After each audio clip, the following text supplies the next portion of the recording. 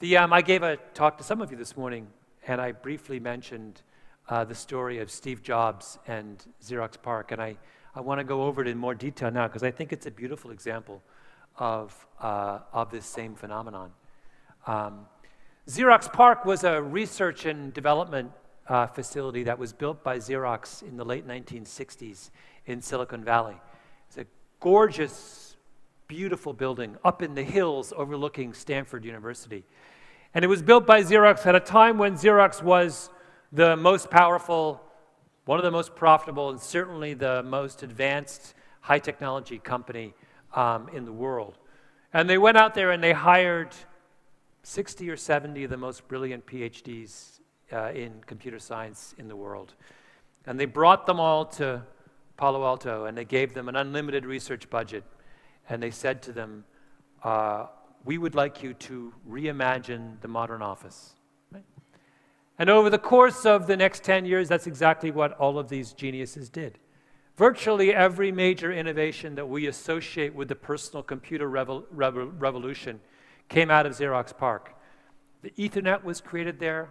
Windows were created there.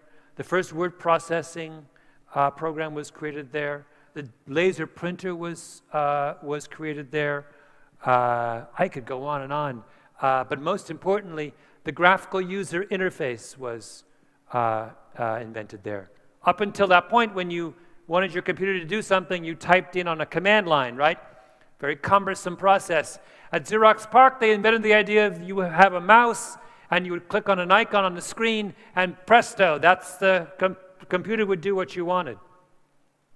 Well, in December of 1979, this young 24-year-old guy comes to visit Xerox PARC, and he comes because some engineers at his company had told him there were some amazing things happening there.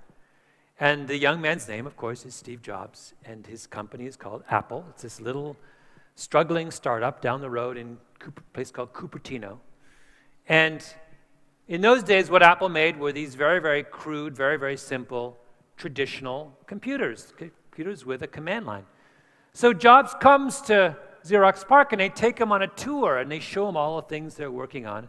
And they finally bring him to something called the Xerox Star, which is the first personal computer, the one that was built by the Xerox engineers, the geniuses at Xerox. And they show him this whole thing about how if you have this thing in your hand called a mouse, and you move it around, and that moves the cursor on the screen, and if you click on an icon, that's a really simple way to get the computer to do what you want to see, what you want it to do. And Jobs sees this, and he can't believe his eyes. He's just overwhelmed by it. He starts jumping up and down, and he says to them, "This is the future of computing." And they go, "Yeah, we know that." He goes, "This is unbelievable. It's a revolution. It changes everything." And they go, "Yeah, we know that." And he runs out the door, and he jumps into his car. I'm sure it's a Volkswagen Beetle. And he drives as fast as he can back to Cupertino, and he runs up to his engineers, and he says, "You're not going to believe what I just saw. This incredible thing called a graphical user interface." So I know that at the time they were working on a computer called Elisa, which was their next generation model, which was a traditional computer. And Jobs says, "Drop it. I'm not interested in that anymore. I want you to do this thing called the graphical user interface. It's hugely important." And they grumble and they moan and they say, "No, we've invested all our time." And he says, "Forget about it.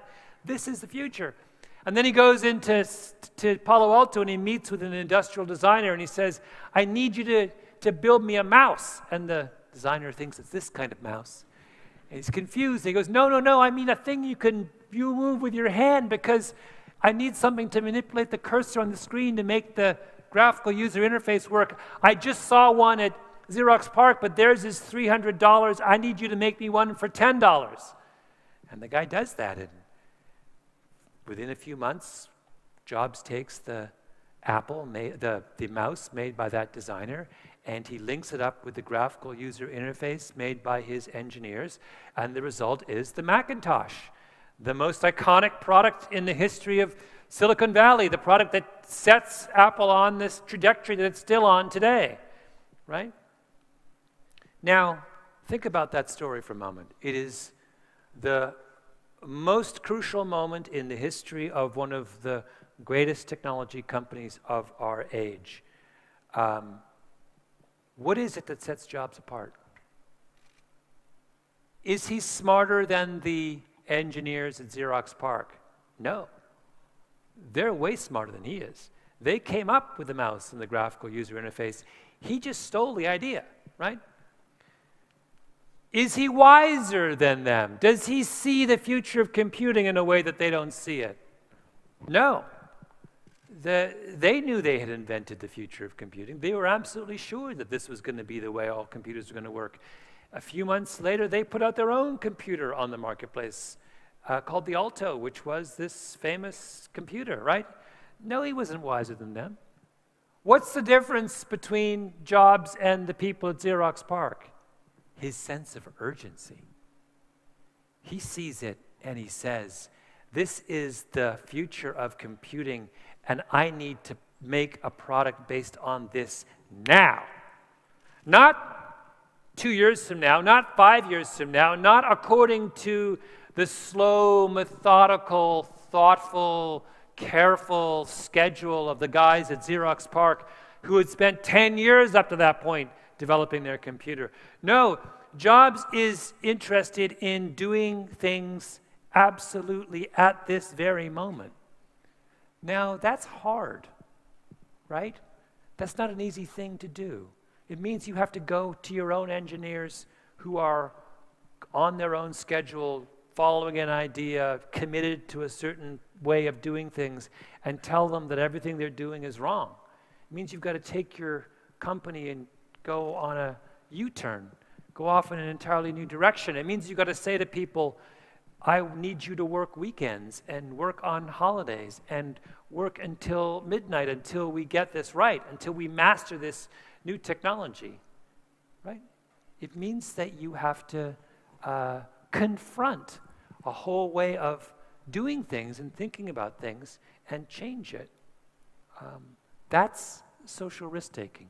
It's what Steve Jobs and Emil Freyreich shared, and it is as important to innovation and breakthrough thinking as having that original